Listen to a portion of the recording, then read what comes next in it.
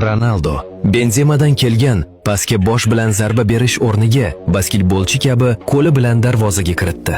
Messi esa chapdan kelgan uzatmaga qo'lini boshi yoniga olib borib gol urdi.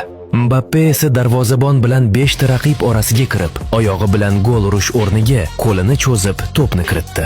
Lewandowski ko'zlarini yumib, to'pni 5 marta tekkizdi. Benzema biroz hiyla qildi. Negaki, ko'zlarini yumib tizza bilan tekkizish osonroq. Shunday qilib, u 9 marta tekkizdi. Tiki-taka kroli Xavi hamma narsani tushundi.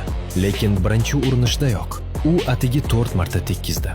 Ikkinchi urinishda ham natija yaxshi emas. Bor yo'g'i 5 marta tekkizdi.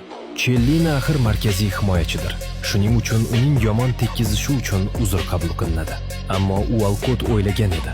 Agar to'pni pastroqda tutsalar osonroq bo'ladi. Ammo 6 marta ham yaxshi. Lekin bularning barchasi Ronaldinho fonida so'nib ketadi. Braziliyalik sehrgar ko'zini yumib, hayratlanarli darajada 44 marta tekkizishga muvaffaq bo'ldi.